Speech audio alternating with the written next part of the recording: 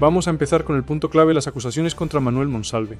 Estamos hablando de un caso serio de abuso sexual que involucra a un ex subsecretario del Interior. Lo que se denuncia es que la víctima fue drogada y agredida en 2 ocasiones, una por la noche y otra por la mañana. Esto es grave, porque no estamos solo ante una acusación común, sino ante un presunto abuso de poder. Claro, no es cualquier acusado, estamos hablando de una persona con una posición de mucho poder, un ex subsecretario del Interior. El abuso de poder es algo que se tiene que tomar muy en cuenta en estos casos, porque cuando una persona tiene poder, puede intimidar, manipular, y eso hace que la víctima se sienta aún más vulnerable. ¿Cómo una persona común puede hacer frente a algo así? Es un tipo de violencia muy complejo. Y esa vulnerabilidad es lo que genera una especie de ciclo vicioso. La víctima se siente incapaz de denunciar a alguien con tanta influencia y eso retrasa la denuncia. En este caso, la víctima tardó en contar su experiencia debido a la intimidación, el miedo y la presión. Eso es algo que nunca podemos perder de vista. No es solo un acto físico, es una manipulación psicológica. Eso es lo más difícil de entender. No solo estás enfrentando un abuso físico, sino también un abuso emocional. Y como dices, el miedo a las represalias es enorme.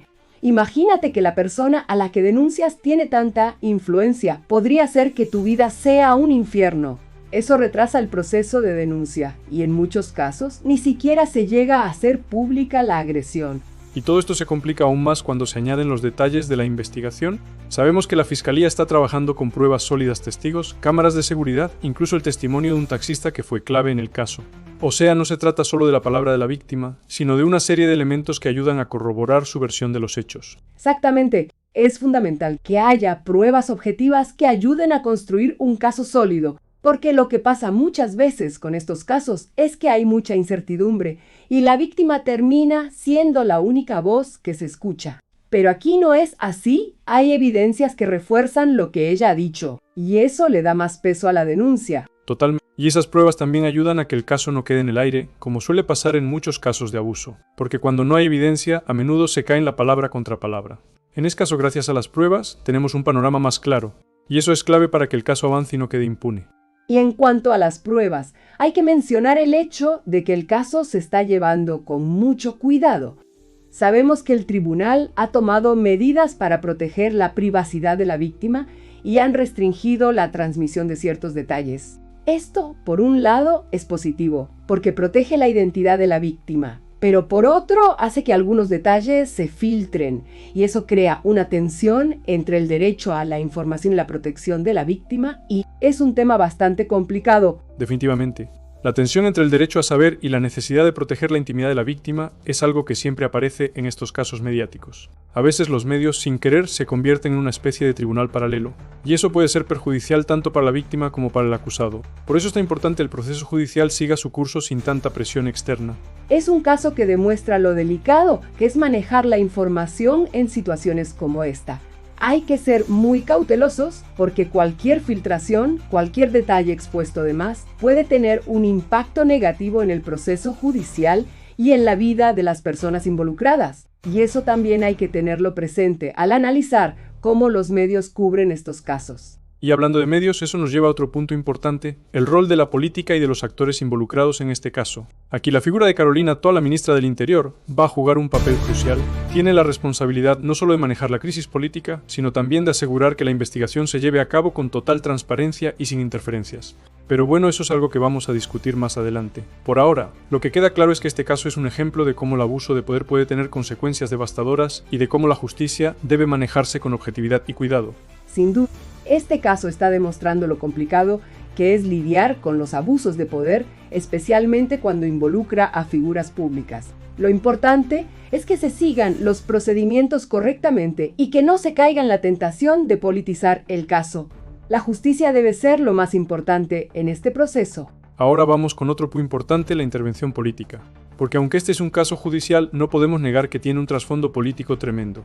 El caso involucra a un subsecretario del Interior y la ministra del Interior, Carolina Toa, está en una posición muy complicada, ¿no? Sí, totalmente. Imagina la presión que debe sentir. Por un lado, tiene que asegurarse de que el caso siga su curso legal, pero por otro, está manejando un escándalo dentro de su propio gobierno. O sea, tiene que ser muy cautelosa, pero también justa. Pero, ¿hasta qué punto se puede ser imparcial cuando la figura que está siendo acusada es alguien tan cercano dentro del mismo círculo político? Claro, y aquí entra el dilema. Si To actúa con demasiada firmeza y toma una postura muy pública contra Monsalve, puede ser vista como alguien que ya está condenando al acusado sin que el juicio se haya resuelto. Pero si se muestra demasiado complaciente o indiferente, puede parecer que está encubriendo a un compañero de partido. Al final, la ministra tiene que encontrar un equilibrio, ¿no? Pointy es una cuerda floja. El hecho de que esté en el gobierno no solo la obliga a ser neutral, sino que también debe demostrar que el sistema de justicia está funcionando sin presiones políticas, pero, como decías, cualquier paso en falso puede ser interpretado de una manera u otra. No sé si tiene mucha margen para maniobrar. Claro, y lo más complicado es que este caso tiene repercusiones mucho más allá del ámbito judicial. Si el manejo de este caso no es el adecuado, puede hacerle mucho daño a la imagen del gobierno. O sea, no estamos hablando de un simple escándalo, es un tema de confianza pública en las instituciones. Si la ministra no maneja bien esto, puede terminar afectando a todo el Ejecutivo. Totalmente. Y en cuanto a la gestión política de todo esto, es casi imposible no ver el lado político de las cosas. No es lo mismo que si fuera un caso sin tanta relevancia pública. La ministra To no solo tiene que gestionar la crisis, sino que además tiene que enfrentar una posible crisis interna dentro de su propio gobierno. La división de opiniones dentro del gabinete puede ser enorme y de eso depende mucho su liderazgo. Y ahí es donde entra la gran pregunta. ¿Puede To separar lo político de lo judicial? Porque al final la ciudadanía está mirando cómo el gobierno maneja este caso. Si hay la sensación de que no se está actuando con total transparencia, eso puede socavar aún más la confianza en el sistema. Y aunque ella tenga la mejor intención de actuar imparcialmente, la percepción pública es algo que no se puede controlar. Un simple comentario fuera de lugar o una decisión errónea puede ser interpretada de forma muy negativa. Al final, no importa lo que realmente esté haciendo, sino lo que el público percibe. Y claro, eso también involucra el rol de los otros actores políticos. Si hay presión interna dentro del gobierno, Ta tendrá que lidiar con esa dinámica. Y si la oposición se mete, todo se vuelve aún más turbio. Este tipo de situaciones se convierten en un campo de batalla político, donde no siempre lo más importante es la verdad, sino cómo se maneja la crisis. Lo que es cierto es que el manejo de este caso tiene implicaciones para el futuro político del gobierno.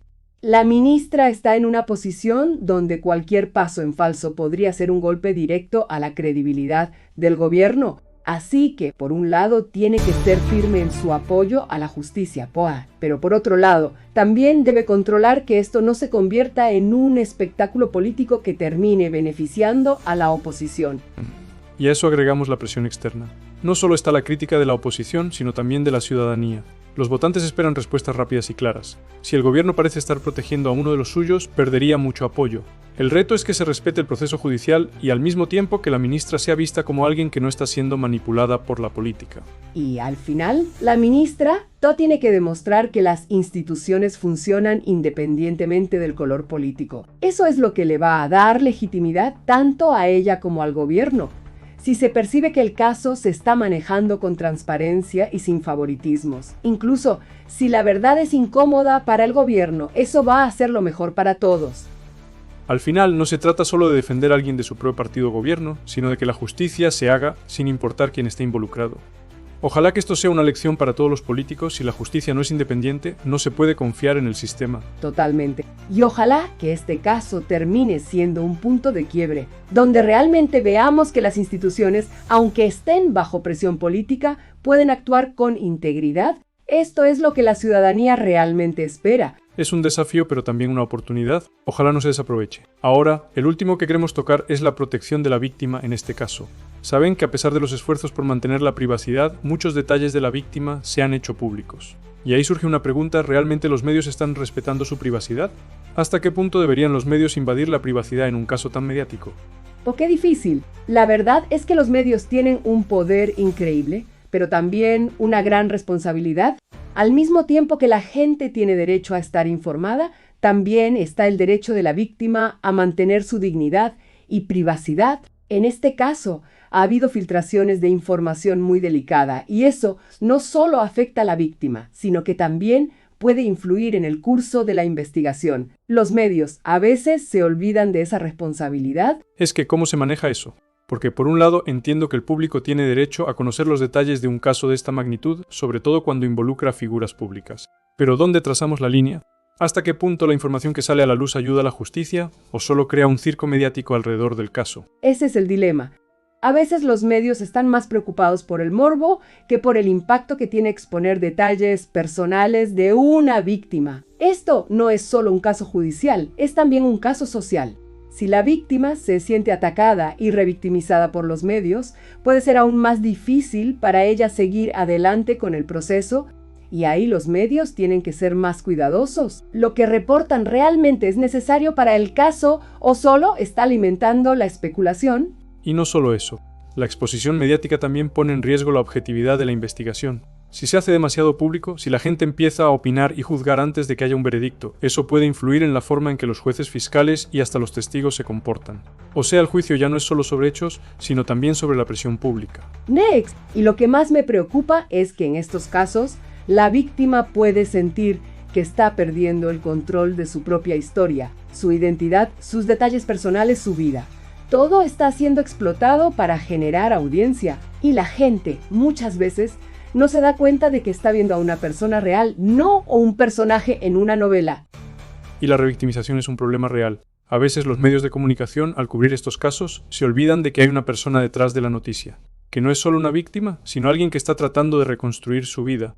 Al final, más que darles espacio de especulaciones o teorías, deberían enfocarse en lo que realmente importa, que se haga justicia, que se respeten los derechos de todos. Sí, es que también hay un punto ético aquí. ¿Realmente necesitamos todos los detalles para entender el caso o solo estamos satisfaciendo el morbo colectivo? Y claro, a veces es difícil frenar eso, pero los medios deben actuar con mayor empatía, porque la cobertura irresponsable no solo afecta al proceso judicial, sino también la salud mental de la víctima.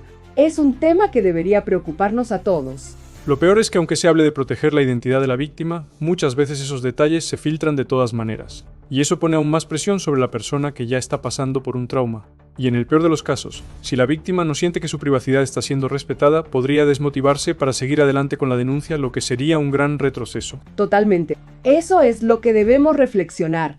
Los medios de comunicación tienen que ser conscientes de que su responsabilidad va más allá de simplemente vender una historia. La protección de la víctima debería ser la prioridad, incluso cuando están cubriendo algo tan mediático, porque al final lo que estamos haciendo es juzgar a alguien que aún no ha sido condenado, y eso tiene repercusiones mucho más allá del caso en sí. Claro, y también hay que pensar en el contexto social. Si no protegemos adecuadamente a las víctimas, ¿cómo esperamos que más personas denuncien? La gente necesita sentir que su vida, su historia, no va a ser convertida en un espectáculo mediático. Necesitan sentir que el sistema las va a proteger no solo de sus agresores, sino también de la invasión constante de los medios. Acto. Y más allá de la responsabilidad de los medios, también está la de la sociedad. Todos tenemos un papel que jugar en cómo manejamos estos casos. Si dejamos que el morbo tome el control, estamos fallando como sociedad. Y si las víctimas sienten que no van a ser escuchadas o que su sufrimiento será expuesto sin compasión, ¿cómo esperamos que el sistema funcione? Es una gran pregunta, y por eso la cobertura de estos casos debe cambiar. No se trata solo de contar una historia, sino de dar espacio a la verdad, pero siempre respetando la dignidad y los derechos de las personas involucradas. Porque al final, la justicia no solo se trata de lo que se hace en un tribunal, sino también de cómo tratamos a las personas fuera de él. Con todo.